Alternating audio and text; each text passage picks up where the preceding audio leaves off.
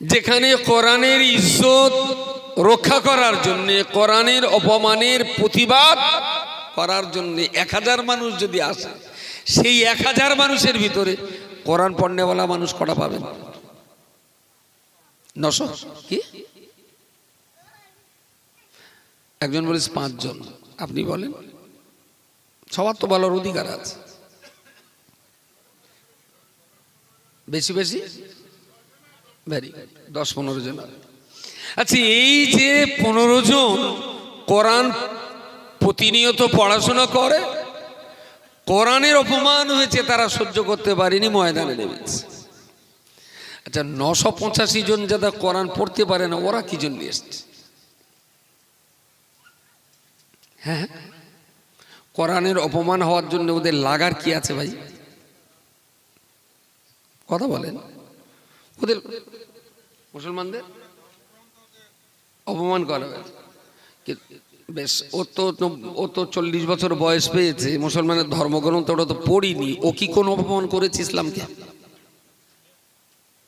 না, ও কি ইসলামকে কোন অপমান করেছে?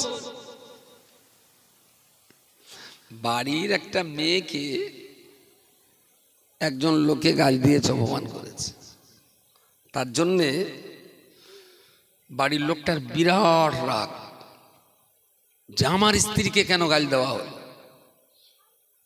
তা সত্যি, একজন স্ত্রীকে গালি দিলে আর গ্রামের 10টা লোক গালি দিতে পারে, কিন্তু যার স্বামী, যার স্ত্রী, স্বামী তো সহ্য করবে না।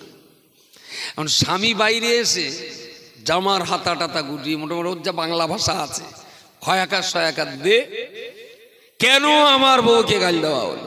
ভেরি গুড, আমরা সবাই বলবো ওয়েলকাম। স্ত্রীর মর্যাদা রক্ষার্থে স্বামী পথে নেমে গেছে। আমি বললাম, ভাই তুমি কোথায় থাকো? তাহলে আমি এই ঘরে থাকি। তোমার বউ কোথায় থাকে? তাহলে ওই ঘরে থাকে। আমি, তোমার স্বামী স্ত্রী এক ঘরে থাকবে না? তাহলে তোর সঙ্গে আমার কথা হয় না। আমি, কত বছর? তাহলে 35 বছর। আমি বললাম, খাওয়া দাওয়া? তো বলে কেঁথা সেলাই করে খায়। আমি, তোমার খাওয়া? তাহলে জল করে থাকি আর খাই। আমি, বোর ভাত? তাহলে জোর আদে। আমি, তোমার ভাত? তাহলে আমি আরেকটা বে করেছি, সেই 3 আদে।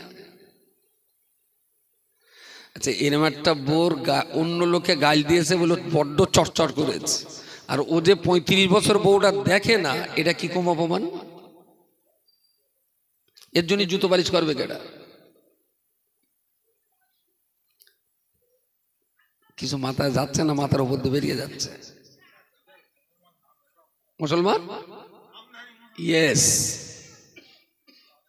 তাহলে আসলে কোরআনের প্রতি মহব্বত দেখাতে গেলে তার আগে কোরআনটা পড়া তো ফরজ ছিল। মুসলমানের বাচ্চার ভিতরে যদি কোরআন না থাকে, তাহলে তার মানে তার ভিতরে ইসলামের কিচ্ছু নেই। আমার মোবাইলটায় যদি সিম থাকে, তাহলে এর উপরে আঙুল ঘষে সারা দুনিয়ায় ফোন করা যায়। সত্যি সত্যি দুনিয়া এখন হাতের মুঠো, তাম দুনিয়াতে ফোন করা যাবে। কিন্তু যদি সিমটা বার করে নেওয়া হয়, 4 হাত পাতে ঘষলেও কোথাও কল লাগবে।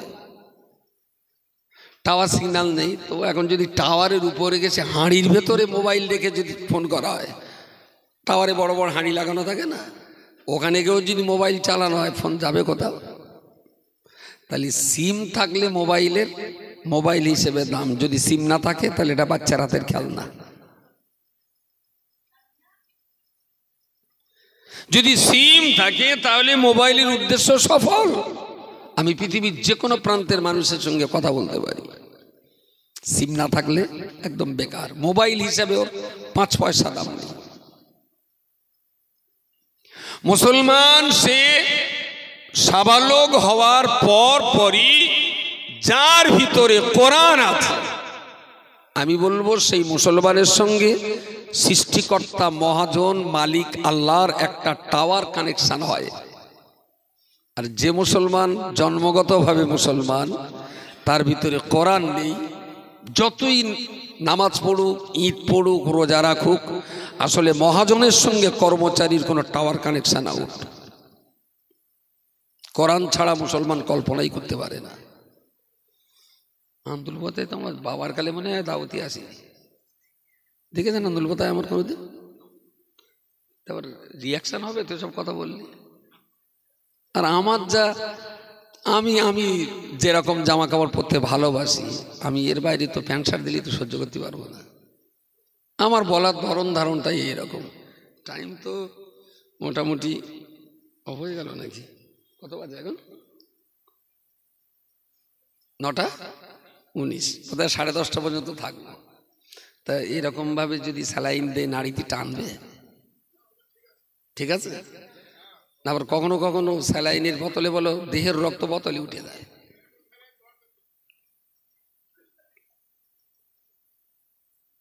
তাহলে আমরা যারা ইসলাম ধর্মে জন্ম নেওয়া জন্মগত মুসলিম, আসলে এরা কারা?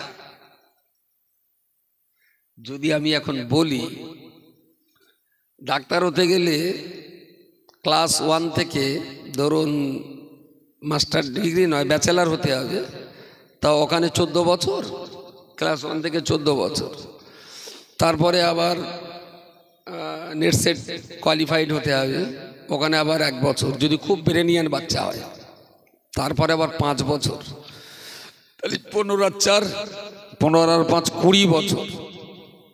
এদিকে 6 বছরে না হলে আর 1-এ ভর্তি করানো যায়নি, তাহলে 25 থেকে 26 বছর বয়স লাগে। আর লাগাতার 20টা বছর অসম্ভব রকমের কষ্ট মেহনত করে তবে সে লিখতে পারে ডক্টর মোহাম্মদ গোলাম হোসেন। সাইনবোর্ড ঝুলিয়ে দেয়, পাবলিক বিভিন্ন যন্ত্রণা উপশমের জন্য ডাক্তার কাছে যায়।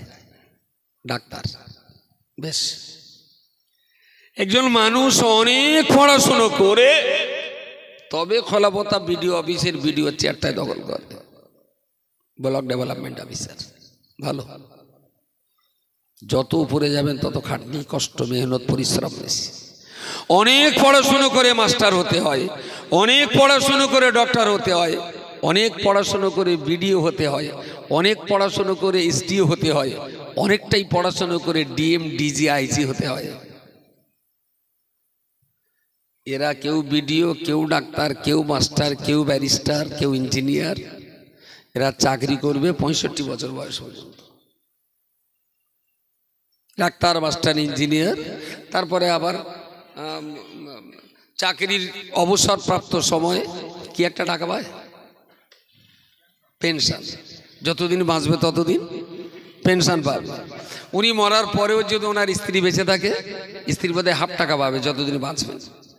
তাহলে খুব হার্ডলি আশা করা যায় এরমভাবে পড়াশোনা করলে উনি বা ওনার স্ত্রী গড় মিলিয়ে চাকরি আর অবসরপ্রাপ্ত পেনশন খুব বেশি হলে 70-80 বছর হতে পারে, তার বেশি থাকবে না। কিন্তু পাকা মুসলমান যদি হয়, তার চাকরি কোথায় হবে? তাড়াতাড়ি বলেন। ভাঁড় টেরাবে কেমন না, কিন্তু ঘুরতে বেশ দানালা। ভাঁড় দেখে তো বিশ্বাস হয় না। বাহ, দারুণ সুন্দর কথা বলেছে, ওয়েলকাম। তো একজন মুসলমান যদি প্রকৃত অর্থে মুসলমান হয়, ফাদখুলি ফি ইবাদি ওয়াদখুলি জান্নাতি। আল্লাহ বলেছেন দুনিয়াতে যারা আমার ইবাদাতের গৃহে, তার মানে ইসলামের ভিতরে পরিপূর্ণভাবে দাখিল হয়েছে, আমি আল্লাহ তাদেরকে আমার দয়ার জান্নাতে প্রবেশ করাবার জিম্মাদার দায়িত্ব নিয়ে নিলাম। বলুন সুবহানাল্লাহ। জান্নাতে যদি একবার মুসলমান যায়, ক বছর থাকতে পারবে? 60 না 65? আবাদান আবাদা, এক কথায় বেড়ে যায়, অনন্ত অসীম কালের জন্য জান্নাত। তাহলে 80 বছরের চাকরি আর পেনশনের জন্য যদি 22 বছর ধরে পড়তে হয়, 80 বছরের বিডিও চাকরি আর পেনশনের টাকা কামাই করতে যদি 26 বছর ধরে পড়তে হয়, WBCS, IAS, IPS অফিসার হয়ে 60-70 বছর সুখ শান্তিতে কাটাবার জন্য যদি 22-24 বছর জীবনকে মাটির সঙ্গে মিশিয়ে দিয়ে যদি পড়াশুনো করতে হয়, আল্লাহর জান্নাত হাসিল করতে কি তেলপানা কলের গান কোনো পড়াশুনো লাগে না?